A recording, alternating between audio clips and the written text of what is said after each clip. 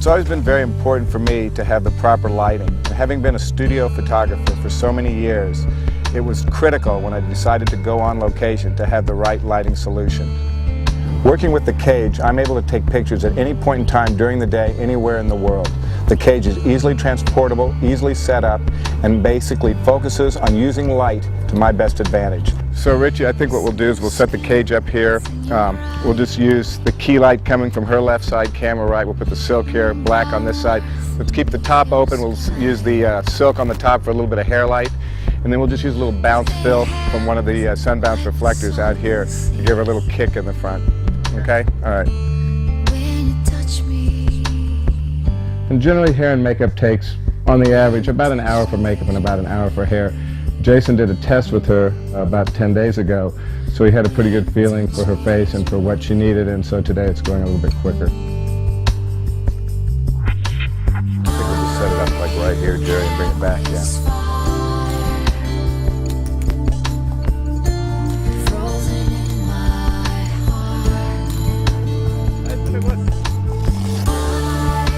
The cage can be set up very easily. All you really need is 2 people and about 20 minutes of time. It's very intuitive, it's simple to set up.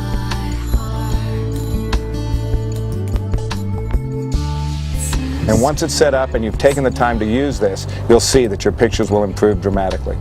In the earlier iterations of the cage, it took a lot more preparation. I was a little nervous about that today to see what the length of time was going to be, but today it seems, first of all, and I was teasing Peter about this, I said I hope I can figure out how to get this cage together, not being adept at doing these things, and I think that this version of the cage is so much more intuitive than the previous version. And you see where things go and it all kind of falls together. I think you just need to know to keep the corners loose and get the corners attached first, but putting the frame together is very intuitive, and knowing that the label with the tag in the front, that's the front of your box, you're pretty well set, that's the opening. So I think it seems great, and you know, now with these tiebacks for the sandbags, so when we have wind and all, it really is very helpful.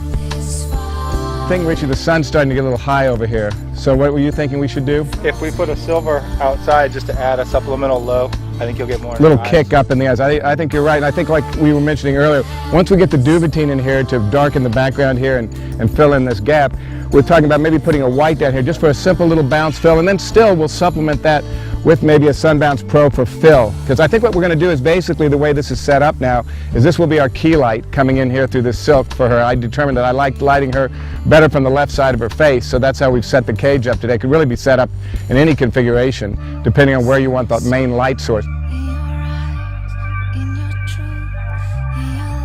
What we'll do is to fill in the shadows here, I think we'll just have one of our other assistants standing back here with like a silver Sunbounce Pro, and what we'll do basically is just feather that light in like you and I do. I know sometimes people take the reflectors and they think the concept is just to hit them hard with the reflectors, and they don't realize it's really more about just feathering the light in. It's not about a big blast, it's about slowly feathering that light in just to subtly fill and open up these shadows.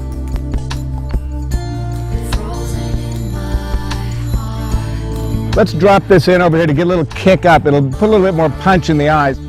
And later, after we try some pictures here, I'd like to zip this back out and put that netting in and actually use the city as a landscape behind her. And I think that that little netting, which will take like about a half a stop off, it's like a scrim to knock the light down because our exposure's down here anyway since we've modified the light, will be great, and it'll hold the exposure in the background more closely.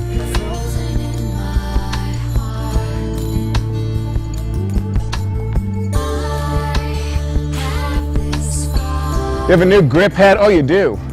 Yeah, that's new grip head on here. Yeah. This is nice, Peter. I haven't seen this. It's a slight bit loose. It's not super tight, so that you can actually will adjust to the wind.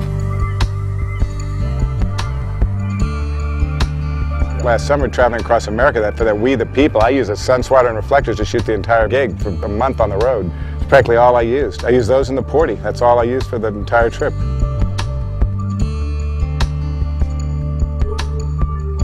People travel with so much equipment, they don't need so much equipment. People think you need so much stuff, and you just need a few simple elements to basically create a good image. It doesn't take, you know, an entire studio of gear to make a photograph.